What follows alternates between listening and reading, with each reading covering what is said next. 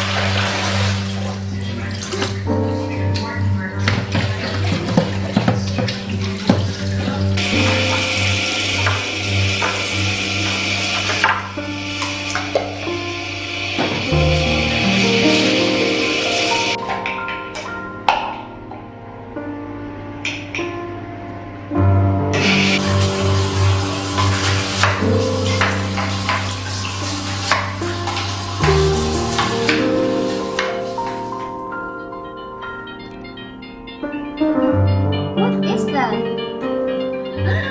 Me? I will write here? You press, you will gonna do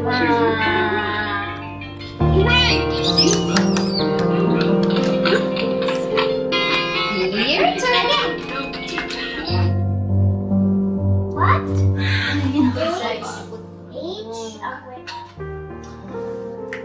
Ano ko na, miss na talaga yung anak ko. Tawag na sa Pilipinas. Kaso wala naman akong low. Hindi, meron pa siguro to.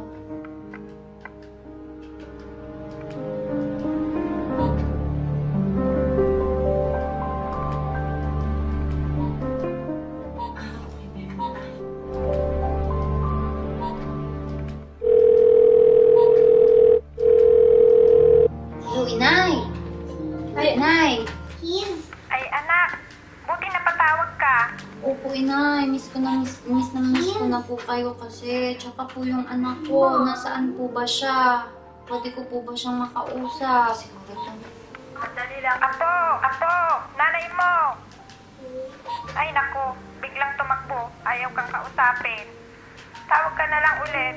Opo, Inay. Wala na po akong load para tumawag pa ulit. Pakisabi na lang po sa anak ko, Inay. Mahal na mahal ko po siya.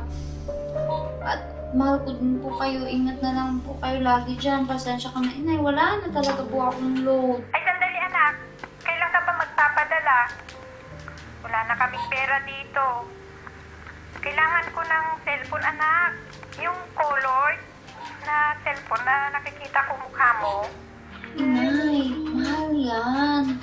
Pero, sige po, pag may sweldo na lang po ako, magpapadala po ako, Inay. Sige po, Inay, wala na po akong load. Bye-bye na po, bye-bye. Ingat po kayo lagi, bye. Ingat ka dyan. Kaya ako nangiram ng pera.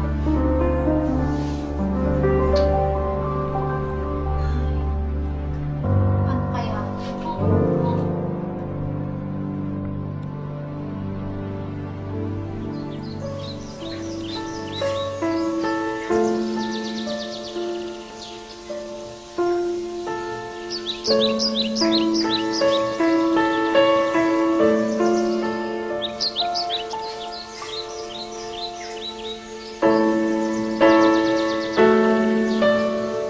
Ang pagtungo sa ibang bansa ay timoy sagot sa mga lumalaking pangangailangan ng pamilya at tugon sa lumalalang kahirapan ng bansa.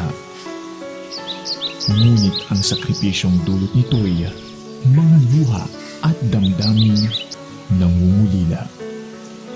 Bagamat natutugunan ang ilang mga hangarin at naisin sa buhay, ang mga lumipas na sandali na dapat sana kapiling ang mga mahal sa buhay ay pawang naging sayang at di na kailanman mababalikan.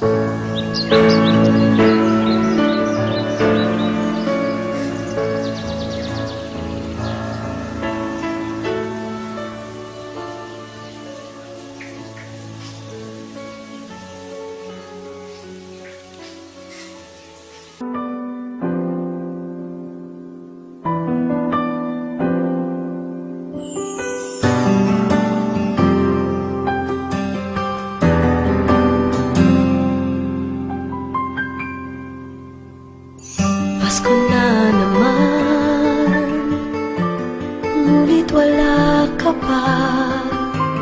Hanggang kailan kaya ako maghihintay sa iyo? Bakit pa naman kailangan lumisan pa? Ang tanging hangad ko lang ay makapiling ka.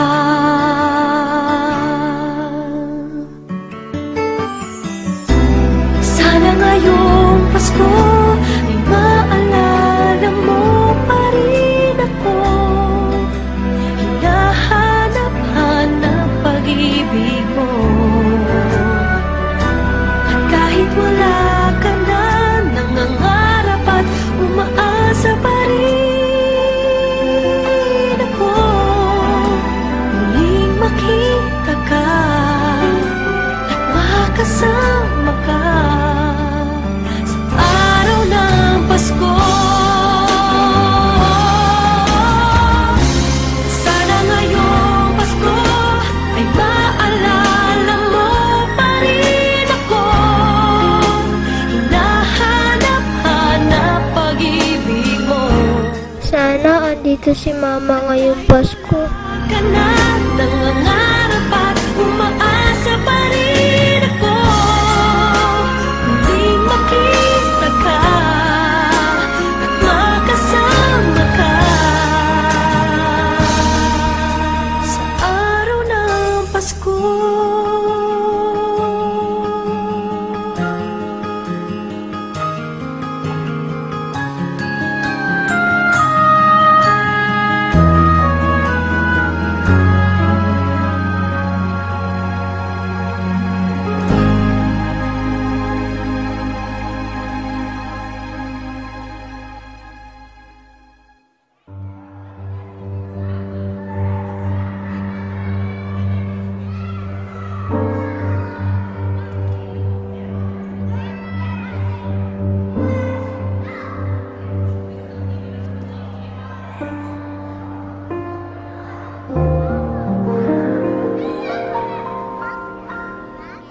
Ang bagay na higit na mahalaga sa buhay ay madalas na iisang tabi gaya ng relasyong nangangailangan ng pag-aaruga, hindi lang pera at mga sariling kapakanan ang dapat isinasaalang-alang, kundi ang regalo ng Diyos sa atin, ang pamilya.